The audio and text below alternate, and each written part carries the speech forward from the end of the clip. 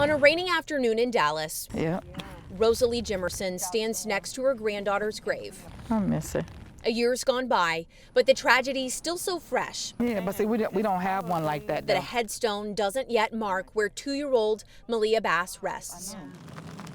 Just a flag, handwritten by the woman she called Nana. It's her name, and I wrote on there, I love you. The first thing to say when someone asks you that is I'm doing okay, but it's times I really do want to scream and shout and go against God and things like that. I'm angry.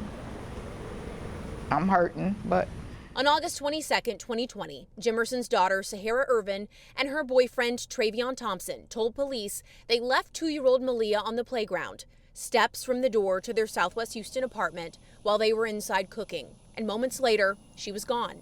An Amber Alert was issued. Police and EquiSearch looked for the toddler.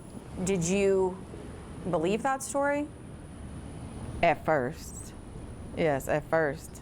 And then as the day went on, I really wanted to believe it, that someone took her. Speculation reached its peak when a jogger found a body in Brays Bayou the next day. That's Irvin on the ground being comforted by a stranger. Where's Maliyah? Travion! Travion, where's Maliyah? It's not even my baby, but I took the responsibility and they took it from me. And they took it from me. When I visited Thompson in jail last week, he told me fear and threats to his life played a role in the way he acted in front of cameras. And they don't realize. Less than 2 months after the interview in 2020 that was seen millions of times, both Irvin and Thompson were arrested and charged with serious bodily injury to a child and tampering with evidence. Not long after, the medical examiner ruled Maliyah died from homicidal violence. I don't even know how it happened, but I know that she was in the care of 2 people that was supposed to have her best interests at heart, and they didn't. Thompson told police the child's mother beat the 2-year-old with a brush because she wouldn't go to sleep. They put her in a closet, and when they woke up, she was dead. Last week, he maintained that Irvin was at fault and says he has evidence to prove it.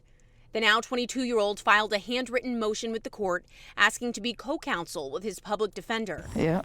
Jimerson still doesn't know what happened to Maliyah, despite keeping in touch with her daughter, who remains in jail.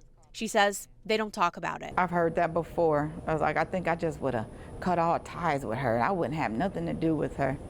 It's not me. It's not my heart. But her heart is still filled with love for her Maliyah. Hey, pumpkin. Hey, Tootie.